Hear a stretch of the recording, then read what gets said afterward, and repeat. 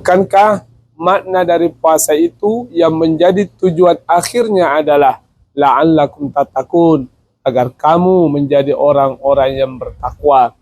Takwa adalah maknanya menjalankan perintah Allah Subhanahu wa taala dan menjauhi larangan-larangan Allah Subhanahu wa taala.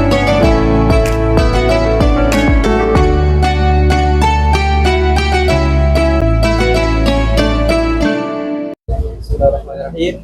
Ustaz, pada hari ini kita telah memasuki bulan Sya'ban, yang mana pertanda bahwasanya sebentar lagi kita akan memasuki bulan suci Ramadan. Ustaz, apakah benar bulan Sya'ban ini sebagai gerbangnya sebelum memasuki bulan suci Ramadan? Assalamualaikum warahmatullahi wabarakatuh.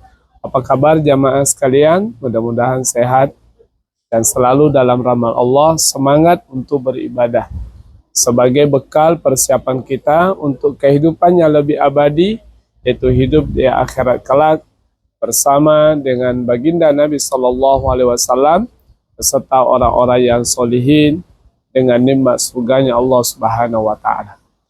Tanpa terasa oleh kita bahwa hari ini, di bulan ini kita sudah memasuki bulan Sya'ban. Sebenarnya ketika kita merasakan aura Ramadan itu sejak di bulan Rajab. Dan memang sebagaimana kita ketahui hadis baginda Nabi SAW yang selalu kita dengar dan selalu dikutip oleh para pendakwah kita ketika mengikuti kajian-kajian, apakah di masjid ataupun di majelis. Qala Rasulullah sallallahu alaihi wasallam, Rajab syahrullahi wa Sya'ban syahri wa Ramadan syahru ummati. Rajab adalah bulan Allah, Sya'ban adalah bulanku, dan Ramadan adalah bulan umatku. Jadi 3 bulan ini adalah berdekatan dan masing-masing sesuai dengan urutannya disebutkan oleh Rasulullah Sallallahu Alaihi Wasallam. Bulan Sya'ban adalah merupakan bulan pintu gerbangnya bulan suci Ramadan. Bulan suci Ramadan merupakan bulan yang sangat kita tunggu-tunggu. Bahkan seluruh umat Islam yang ada di permukaan bumi ini. Sehingga ada doa yang selalu kita baca, Allahumma barik lana fi Rajab wa Sya'ban wa balighna Ramadan. Ya Allah, berkahilah kami di bulan Rajab dan berkahilah kami di bulan Sya'ban dan sampaikanlah kami ke bulan Ramadan.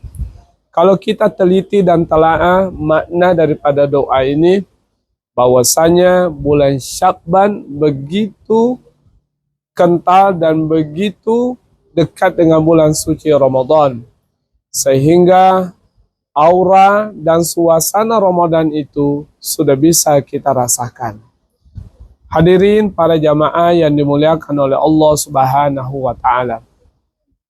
Lalu apa sebenarnya yang kita lakukan di bulan Sya'ban, amalan-amalan? Selain daripada amalan-amalan yang hari-hari yang kita kerjakan yang sudah rutin, maka perbanyaklah, yaitu pertama, amalan membaca sholawat.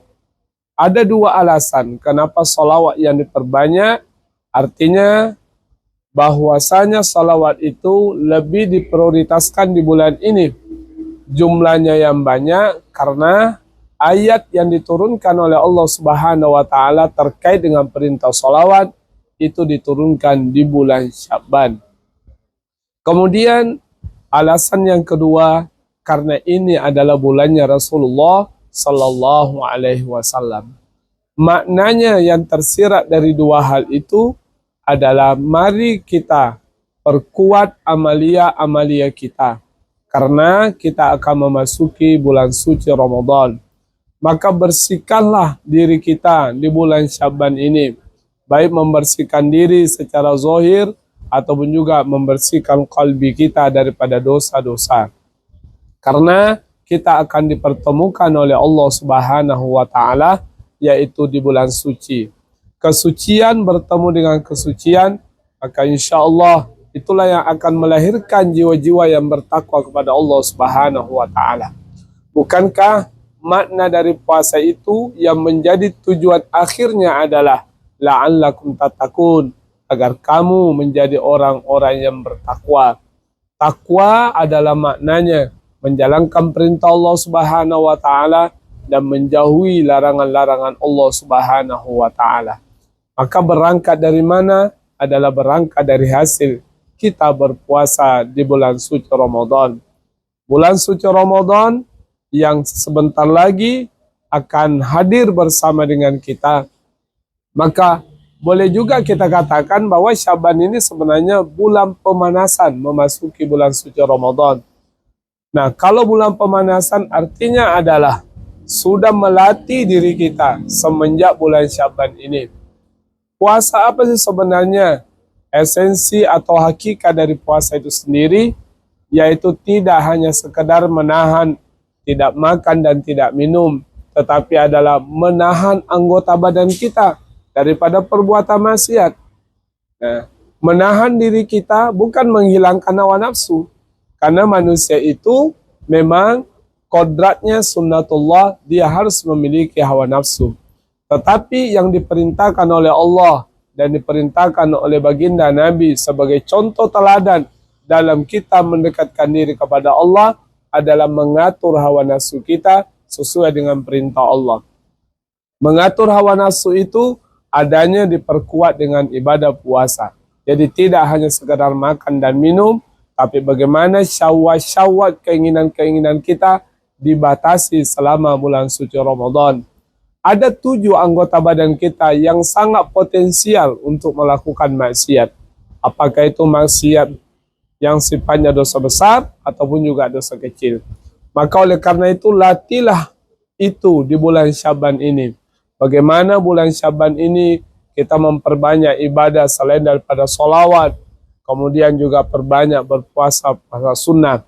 Khususnya adalah yaitu berpuasa di pertengahan bulan Syaban yang disebut dengan amalia nisfu Syaban. Selain daripada itu, apakah ada amal ibadah yang lain? Yaitu ada. Dianjurkan di dalam kitab Yaulumuddin bahwa ada yang namanya salat nisfu Syaban yang jumlah rakaatnya adalah 100 rakaat. Dan alhamdulillah walaupun kedengarannya begitu banyak rakaatnya, tapi sampai hari ini saudara kita, jamaah kita, para alim, para orang-orang solihin masih banyak melakukan itu sebagai bentuk bagaimana melatih dirinya untuk memasuki bulan suci Ramadan.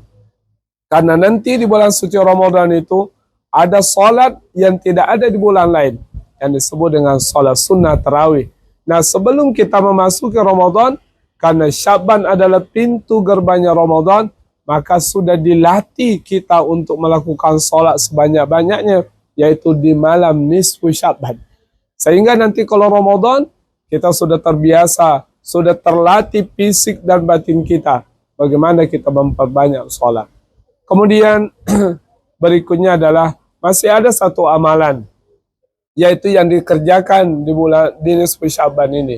Kenapa kita dianjurkan oleh ulama, baik itu disebutkan dalam kitab Yaulumuddin atau juga disebutkan Syekh Abdul Qadir Al-Jilani, karena di malam nisfu Syaban itu merupakan amal, yaitu dikumpulkan 1 tahun buku amalan kita, catatan perbuatan kita ditutup, yaitu pada malam nisfu Syaban, dan akan dibuka buku yang baru untuk 1 tahun yang akan datang. Sehingga semoga dengan amalan yang kita kerjakan menghidupkan nisfu Syaban, maka catatan amalan kita untuk 1 tahun yang akan datang insya Allah lebih baik, baik itu dalam pengertian kuantitas ibadah maupun kualitas ibadah.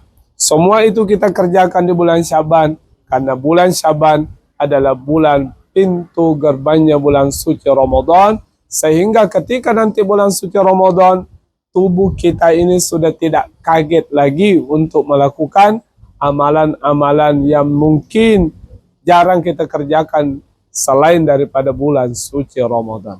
Masya Allah, alhamdulillah. Jadi ibaratnya memang benar. Jadi bulan Syaban adalah gerbang sebelum kita memasuki bulan suci Ramadan, Ustaz ya. Karena ibaratnya kayak seperti olahraga, kita harus ada pemanasan dulu biar pada saat olahraga itu tidak cedera, ya Ustaz. Nah, jadi ibaratnya kita di bulan Syakban ini kita pemanasan dulu sebelum kita beribadah lebih serius dan lebih istiqomah. Alhamdulillah, terima kasih Ustaz. Sudah 9 menit bersama Ustaz pada malam hari ini. Boleh Ustaz tutup dulu dengan doa kafaratul majlis.